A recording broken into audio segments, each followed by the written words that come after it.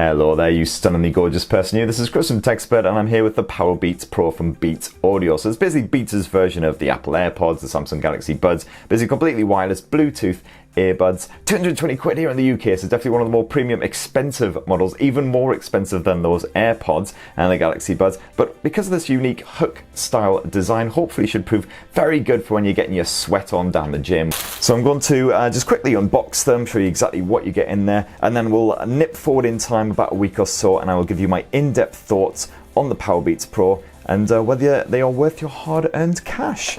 And for more on the latest and greatest tech, please do poke subscribe and ding that notifications bell. Cheers! So like all of these wireless earbuds, you do of course get a bundled charging case that can be used to charge the buds back up when you're actually on the move. There's the buds right there inside of there. Just check out what you get in the rest of the box before we explore those. As you can see here, you get of course the charging cable, which you just plug directly into the case, and then that'll charge the buds once they're in there. And unlike most other wireless buds, they do of course charge up using Apple's proprietary Lightning technology. So as you can see there, it is the same charger that you would use for your iPhone or your iPad. And you also get bundled in there some spare buds as well, some of the rubbery tips, so that's good to see. And then of course all of the usual setup guides, yada yada. You get a nice sticker, lovely stuff, slap that on your cat. And that right there is what you get in the box with the PowerBeats Pro. But let's actually check out the buds themselves now. So the case is a chunky monkey for sure, compared with the likes of the Samsung Galaxy Buds, the AirPods, things like that. It's probably about twice the size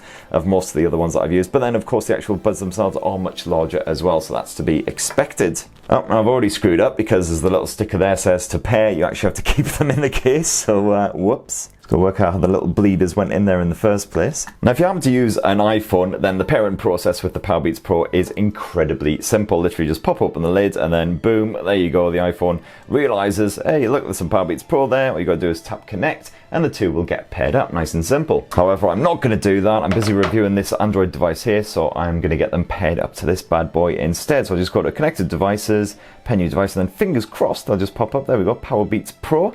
Just have to tap that, and then with any luck, they'll connect up, no problem. There we go, boom. Now the PowerBeats Pro come in a selection of 4 different colours. This is the black version obviously, but you can also pick them up in white, navy blue or moss coloured. I do like the look of them, although I've got to say black is a little sort of plain. I would have preferred probably a more vibrant finish, but all the same, very snazzy. As you can see there, nice bit of the Beats branding so people know that you have spent a shag load of money on your earphones. Great stuff. So I'm now going to use the PowerBeats Pro as my full-time wireless headphones for the next few days, and then through the magic of video editing, I'm going to zip forward in time for my full review. Right, hello again everyone. Now, I've been using the PowerBeats Pro as my full-time headphones for roughly a week now, and so far liking them, although they are not quite perfect. First of all, let's start with the design. Now, when I first started using the PowerBeats Pro, I did find them rather awkward to actually insert into my lug holes until I developed the patented twist and tuck technique. Just stick it in your lug hole, twist it around, and then tuck that little ear hook over the top of your ear like so. Now the Pros are obviously quite big buggers, but at just 20 grams a piece, they're actually fairly comfortable to wear, even for extended periods, several hours at a time. Those ear hooks don't seem to fit quite as snugly around my ears as I would have hoped. They do feel a little bit loose, but all the same, they've done a perfectly good job of actually holding the PowerBeats Pro inside of my skull. It's been absolutely fine when I've been sprinted about the place like a mad bastard as usual. So if you want to do a bit of jogging, if you want to pound it down the gym, they should do the job. Is that what people do at the gym? Pound it? Whatever. And of course, they're absolutely perfect for a bit of headbanging as well. Cue mosh test.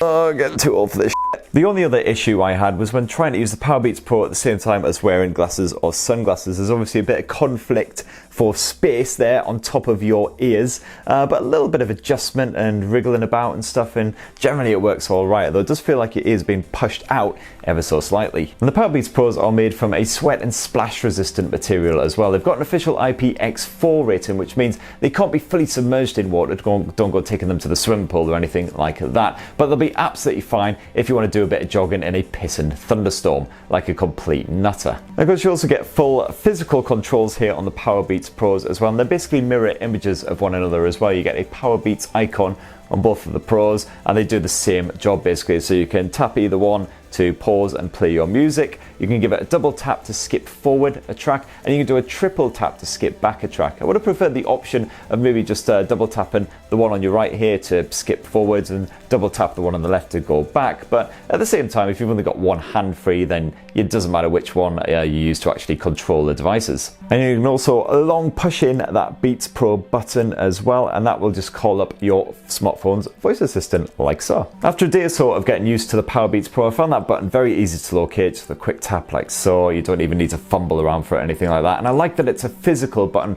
rather than touch sensitive as well, so it means that you don't accidentally tap it when you're just trying to get the Beats Pros into your skull. And because the PowerBeats Pro is also flipping huge, you've also got plenty of room there for a nice volume rocker on it, again, either bud, so you can do volume up, volume down, no problem. And you also have sensors located inside of the PowerBeats Pros as well, so it can detect if even just one of the buds is removed from your ears and then automatically pause your music. And then when you stick it back in again, bit of twist and tuck, then it will automatically stop playing your music again as well. But don't worry, if you do take one out and you want to continue listening to music on the other buds, just give that button a quick tap and your music will once again start playing. Now the PowerBeats Pro use Apple's H1 chip to provide a nice stable Bluetooth connection to your smartphone. I did notice a couple of little stutters and stumbles when I was in a really busy area like London Bridge, King's Cross, St Pancras, places like that, but only tiny little stumbles, usually when I was rushing through the station as opposed to just standing still, and otherwise it was a nice strong connection. But what about the audio side of things? Well, of course, Beats headphones in the past have slightly annoyed me because they always give a strong emphasis, shall we say, on the bass side of things, but thankfully that has been toned down quite considerably here for the PowerBeats Pro. Those highs get a lot more love than they used to. Now don't get me wrong, there is still plenty of grumbly low action when you're listening to a bit of dance music, bit of R&B, hip hop, bit of metalcore, stuff like that. But if you want to enjoy a nice bit of classical or a bit of blues, something like that as well, you can enjoy them with the full range of audio. You don't have to feel like you're missing out on any of the action. Unfortunately, you don't get any proper noise cancellation here with the PowerBeats Pros compared with some rivals such as Sony's new WF wireless earbuds.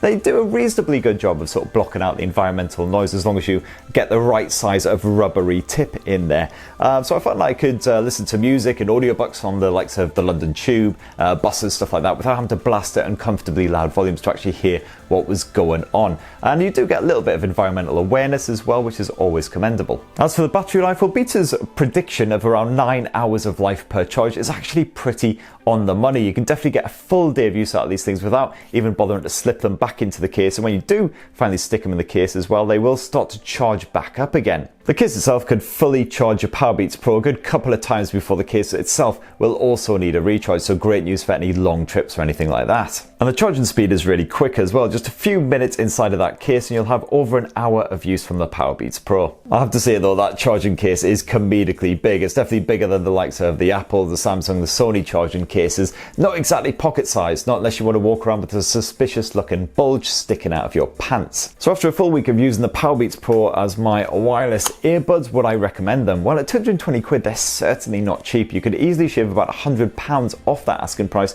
and still get some relatively strong quality earbuds with great connectivity, strong battery life and all the rest. Or alternatively, you could also spend that same amount on the likes of the Sony WFs, which again offer fantastic quality and of course the added bonus, that noise cancellation as well. However, if you are looking for something with incredible stability for rocking down the gym as you're pounding the pavement, things like that, they definitely do the job, and there are very few flaws to speak of as well, so they definitely get a thumbs up as long as you've got plenty of bank. So are you tempted by the PowerBeats Pro? Definitely be great to hear your thoughts down below. Go check out my reviews of all the other wireless earbuds and headphones and earphones that I have tested out as well right here on TechSpert. And for more on the latest and greatest tech, please do poke subscribe and ding that notifications bell. Cheers!